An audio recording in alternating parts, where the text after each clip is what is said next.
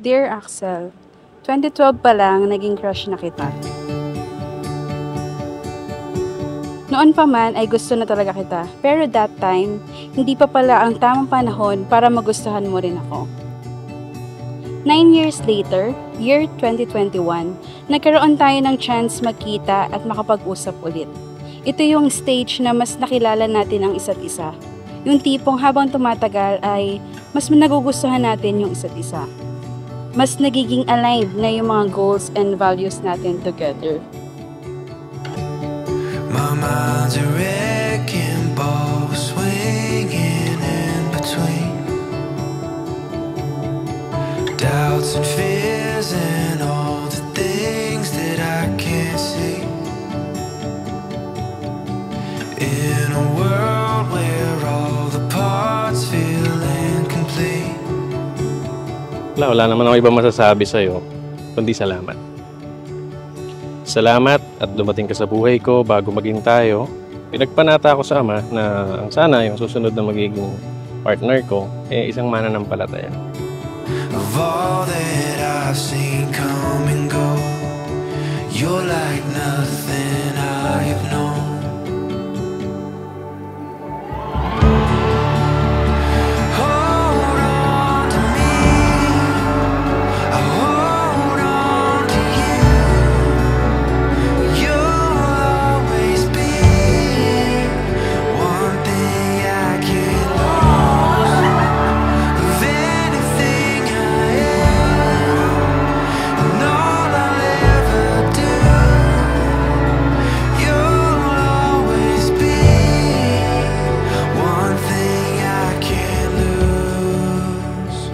Di ko pala napanindigan yung sinabi ko na wala ka ng talab sa akin.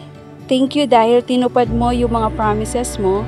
Thank you sa lahat ng effort and sacrifices mo for our relationship. Hindi ko mabasa. You are not just partner. You became my best friend. My support friend. And my number one enemy.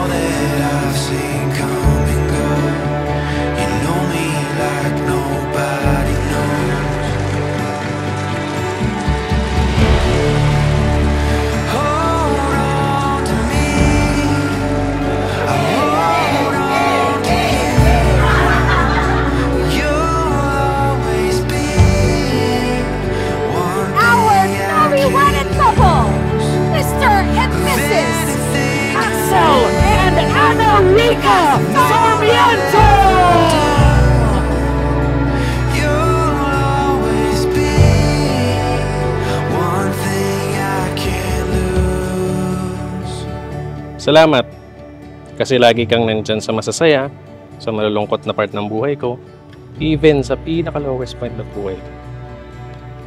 Salamat sa pag-intindi sa lahat ng bagay, tigit sa lahat, kahit kupal ako, di mo ako binibitawan.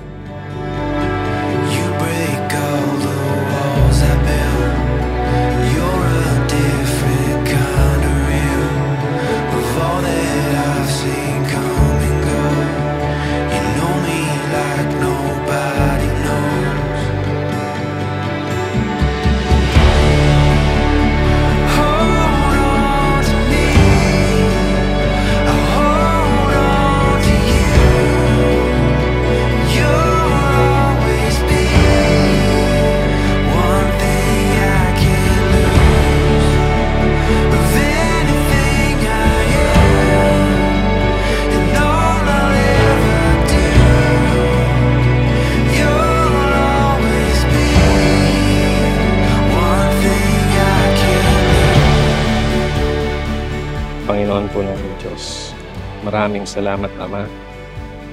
Binigay niyo sa amin ang pagkakataon na ito. Opo. Sa puntong ito ng aming mga buhay. Opo. Lumusong po kami sa buhay mag-asawa. Opo. Naway ikaw ang maging gabay ng bawat isa sa amin. Opo. Naway ikaw po ang magbasbas sa aming relasyon naman. Opo. Ang lahat ng ito'y magalang po naming hinihiling. Opo. Sa pangalan po ni Jesus, amin pong dakilang tagapagligtas.